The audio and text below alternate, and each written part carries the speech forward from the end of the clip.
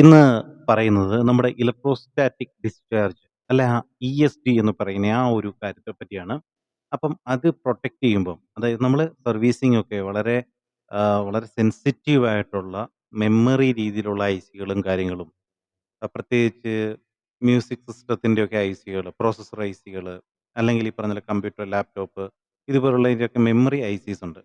അപ്പം ഇതിലൊക്കെ വർക്ക് ചെയ്യുമ്പം ശരിക്കും പറഞ്ഞാൽ ESD എന്ന് പറയുന്ന ഇലക്ട്രോസ്റ്റാറ്റിക് ഡിസ്ചാർജ് എന്ന് പറയുന്ന ഒരു സാധനമുണ്ട്. അപ്പോൾ അത് ഒരുപാട് അഫക്റ്റ് ചെയ്യും. അതിനെ ടോട്ടൽ ഡിസ്റ്റർബ് ചെയ്യാനും അല്ലെങ്കിൽ എന്താ പറയുക മെമ്മറി ലോസ് ചെയ്യാനും അല്ലെങ്കിൽ അതിലുള്ളിൽ ഉൾപ്പെടുത്തിയിരിക്കുന്ന ലാച്ചിങ് അങ്ങനെ ഡിഫറൻ്റ് ആയിട്ടുള്ള കുറേ കാര്യങ്ങളുണ്ട്. അതെല്ലാം നഷ്ടപ്പെടാനൊക്കെ ചാൻസ് ഉണ്ട്.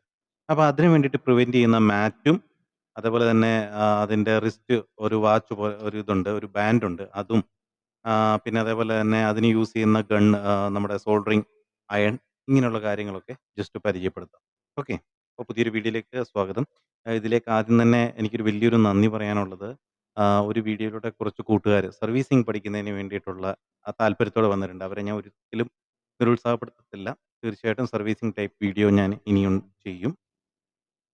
അപ്പോൾ നമുക്ക് ആദ്യം തന്നെ സർവീസിങ്ങിലോട്ട് കിടക്കുമ്പോൾ ഇങ്ങനെ ഈ ഒരു ഹൈ എൻഡ് ആയിട്ടുള്ള സർവീസിങ് ചെയ്യുന്ന ആരെങ്കിലും ഒക്കെ ഉണ്ടോ ഇല്ലയോ എന്ന് എനിക്കറിയില്ല. എങ്കിലും ഞാൻ നിങ്ങൾക്കൊരു ഇൻഫർമേഷന് വേണ്ടിയിട്ട് പരിചയപ്പെടുത്താം.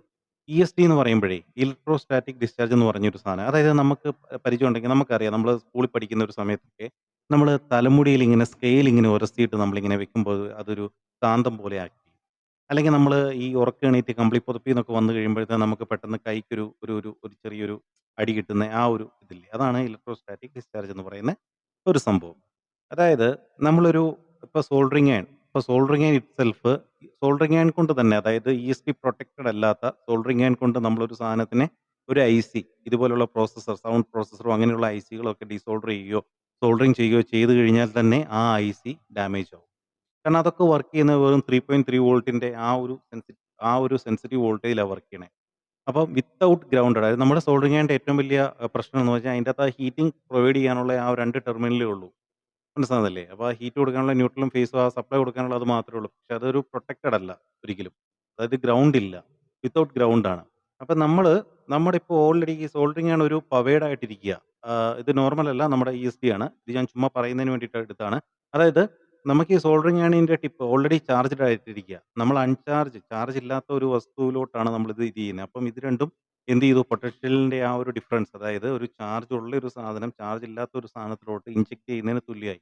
അപ്പോൾ അത് ഒരെണ്ണം രണ്ടും ഈ പറഞ്ഞ പോലെ ഗ്രൗണ്ട് ഇതല്ല.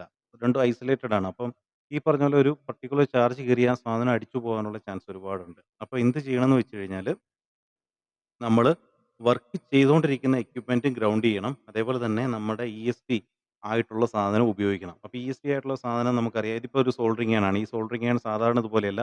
ഇതിൻ്റെ പിൻസ് നോക്കുക. ഇതിൻ്റെ അകത്ത് എത്ര പിൻസ് ഉണ്ട്? അതായത് 1, 2, 3, 4, 5 പിൻസ് ഉണ്ട്. അതായത് 2 പവർ സപ്ലൈ അതായത് ഹീറ്റിംഗ് പ്രൊവൈഡ് ചെയ്യുന്നതിന് വേണ്ടി മാത്രമല്ല ഇത് ടെമ്പറേച്ചർ സെൻസിറ്റീവ് ആണ്. ടെമ്പറേച്ചർ അനുസരിച്ച് കട്ട് ഓഫ് ആകും. ഇത് SMT സ്റ്റേഷൻ്റെ വർക്ക് സ്റ്റേഷൻ്റെ ആണേ. അതിൻ്റെ സോൾഡറിങ് ആണ്. അപ്പോൾ സെൻസിറ്റീവ് ആയിട്ടുള്ളത്. അപ്പോൾ നമ്മൾ വോൾട്ടേജ് കൊടുത്ത് ഇതിനെ ഹീറ്റ് ചെയ്യിപ്പിക്കുന്നതിനും ടെമ്പറേച്ചർ എടുക്കുന്നതിനും ഫീഡ്ബാക്ക് ടെമ്പറേച്ചർ എടുക്കുന്നതിനും അതോടൊപ്പം തന്നെ ഇതിന് ESD പ്രൊട്ടക്ഷന് വേണ്ടിയിട്ടുള്ള ഒരു ഗ്രൗണ്ടിൻ്റെ ഒരു ടെർമിനലും കൂടെ പോകുന്നതാണ് ഈ ഒരു സോൾഡറിങ് അയൺ. അപ്പോൾ ഇതുപോലുള്ള സോൾഡറിങ് അയൺ ആണ് ഇങ്ങനെയുള്ള വർക്കുകൾക്ക് വേണ്ടിയിട്ട് യൂസ് ചെയ്യുന്നത്. ഒരിക്കലും നോർമൽ ഒരു സോൾഡറിങ് അയൺ വെച്ചിട്ട് ഒരു മെമ്മറി രീതിയിലോ അല്ലെങ്കിൽ പ്രോസസ്ഡ് ആയിട്ടുള്ള ഐസികളോ ഒന്നും ചെയ്യാൻ പാടുള്ളതല്ല. അതേപോലെ തന്നെ ESDയുടെ മാറ്റ് ഉണ്ട്. അത് ഞാനിപ്പോൾ കാണിച്ചു തരാം. നമ്മുടെ ഈ നിറത്തിൽ കാണുന്ന ഈ ഒരു സംഭവം ഉണ്ടല്ലോ, ഈ ഒരു ബ്ലൂ മാറ്റ് ഉണ്ടല്ലോ, ഇതാണ് ESDയുടെ ഒരു മാറ്റാണിത്. അപ്പം ഇതൊരു ഗ്രൗണ്ട് ടെർമിനൽ കൊടുത്തിട്ടുണ്ട്. അതായത് ഇത് ശരിക്കും നമ്മുടെ ഡിവൈസിനെ ഇത് ചെയ്യുന്നതിന് വേണ്ടിയിട്ട് ഗ്രൗണ്ട് ചെയ്യിപ്പിക്കുന്നതിന് വേണ്ടിയിട്ട് നമ്മുടെ ഡിവൈസിലോട്ട് അറ്റാച്ച് ചെയ്യുന്നതിന് വേണ്ടിയിട്ടുള്ള ഒരു അജിലേറ്റർ ക്ലിപ്പും കൊടുത്തിട്ടുണ്ട്, ക്രൊക്കഡൈൽ ക്ലിപ്പും കൊടുത്തിട്ടുണ്ട്. ഇതുമായിട്ട് അറ്റാച്ച്ഡ് ആണ് ഓൾറെഡി. അപ്പോൾ ഇത് നമുക്ക് ഗ്രൗണ്ട് ചെയ്ത് കളയാൻ പറ്റും. ഓക്കെ, ഓൾറെഡി ഈ സാധനം കണക്ട് ചെയ്ത് കഴിഞ്ഞാൽ ഈ മാറ്റുമായിട്ട് ഇത് ഗ്രൗണ്ട് ആവും. അപ്പം ഈ സാധനം എന്ന് പറഞ്ഞു കഴിഞ്ഞാൽ അതായത് ഓൾറെഡി ഇത്രയും പ്ലേസ് ഉണ്ടല്ലോ. അപ്പോൾ ഈ പ്ലേസിലോട്ട് അതായത് വരുന്ന ആ അഡീഷണൽ ആയിട്ട് വരുന്ന ആ ചാർജും കാര്യങ്ങളും ഈ ഒരു പ്ലേസിലോട്ട് പൊക്കോളും. അതായത് പ്രൊട്ടക്ട് ആയിട്ട് കിടക്കും. അപ്പോൾ അതാണ് അതിൻ്റെ ഒരു പ്രത്യേകത. അപ്പം ESDയുടെ സോൾഡറിങ് അയണും പരിചയപ്പെട്ടു. അതേപോലെ തന്നെ ESDയുടെ മാറ്റ് പരിചയപ്പെട്ടു. ഇനി അടുത്തത് ESDയുടെ നമ്മുടെ ഒരു ബാൻഡാണിത്. നമ്മുടെ ഇത് കയ്യിൽ ഇങ്ങനെ അണിയുന്ന ഒരു ബാൻഡാണ്. അപ്പം നമ്മുടെ കയ്യിൽ എന്തെങ്കിലും ഉണ്ടെങ്കിൽ നമ്മൾ സാധാരണ അതേപോലെ തന്നെ ESD റിമൂവ് ചെയ്യുന്നതിനാലും പ്രൊട്ടക്ട് ചെയ്യുന്നതിന് വേണ്ടി നമുക്ക് ഗ്ലൗസ് കിട്ടും. ഓൾറെഡി ESD പ്രൊട്ടക്റ്റഡ് ഗ്ലൗസ് ഉണ്ട്.